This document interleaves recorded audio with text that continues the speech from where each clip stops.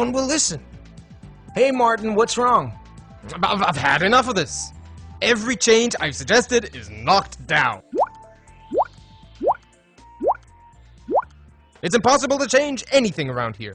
And maybe your suggestions are no good? That's nonsense. You know why it happens. Everybody knows. It's because people resist change. Resist, resist, resist, resist. You are wrong.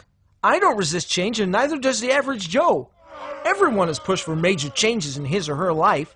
Many young people leave their homes, choose to get married, prefer children, and show me somebody who resists the change of a promotion at work. Can you really fool yourself that you don't resist change? I resist only the changes that I have a good reason to resist. The others I accept.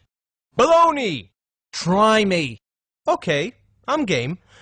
Making a change is like climbing a mountain. Here's one. Climb it. Don't think so. Haha, you see? You do resist change. I don't resist change. I resist this particular change because I don't have a reason to climb the mountain. I don't see the plus in the change. Well, what's a good reason for you? A higher salary, better health, or an improved relationship. Okay, I'll take care of your excuse. There's a pot of gold waiting for you up there. Is that good enough? Now will you climb? Nope. Point proven! You most certainly resist change. Of course I resist this change, and with good reason. See for yourself. Too much effort, too much time, too high a risk. It's perfectly logical. The minus of the change outweighs the plus of the change. Another excuse. Fine, I'll reduce the required efforts and the risk. Now are you willing to climb? I don't think so. Aha! I knew it! Excuse after excuse. You remove one, another one pops up. The end result is still the same. The change is definitely good for you, and yet you still resist. But it's not good for me. I don't want the change because I'm comfortable in my current situation. Another excuse. Not at all. You look at it too narrowly. No wonder people reject your suggestions. What? I looked at both the plus and the minus sides of making the change. Yes, but you've ignored the pluses of not changing. I like my profession. I like the city I'm in. I like my style of living. I like my mermaid. But she cannot climb the mountain with me. You've just proved my point. Maybe you justified it logically, but at the end of the day, people will always resist change. They can simply declare that they have a mermaid, and there goes any chance of causing a change out the window. I'm not looking for excuses, but unlike you, I'm not in love with your suggested change. I'm more objective. Oh, so you're Mr. Objectivity, huh? The guy who only looks at the plus side of staying the same? Aren't there minuses as well? I guess there are.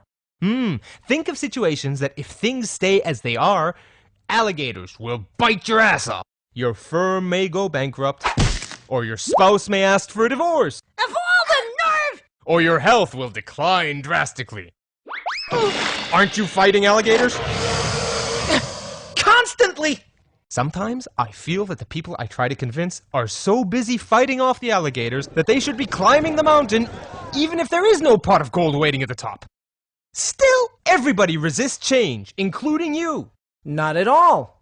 Show me how the pot is large enough for me, and the teeth of my alligator are sharp enough, and my effort and my risk to change is not as big, and that I don't have to give up on a beautiful mermaid, then I assure you I will climb the mountain. That's what I do, and it doesn't work. Really? Have you ever tried to present all four sides of your suggestion? Let me ask you a more pertinent question. Did you figure out in advance what the pot is for the person you're trying to convince? Not your pot, but his or her pot. What is his or her crutch? What are the alligators and the mermaids for the other party? I guess not. There you go. Also, when you concentrate on one aspect and the other person concentrates on another, you are bound to miscommunicate. Looking at all four factors and doing it from the other party's perspective sounds like a lot of preparation. Are you sure it'll pay off? Not if you believe that people are programmed to resist change, or any change. I guess I'll never know unless I give it a try. I'll let you know how it went. But Paul, I see how it might work for convincing an individual, but it won't work when trying to introduce a full-scale organizational change, with the collaboration of so many people is needed. Yes, it will, as long as you recognize that for different individuals, each of the four elements might be vastly different. A lot more work, but who said that changing an organization is easy?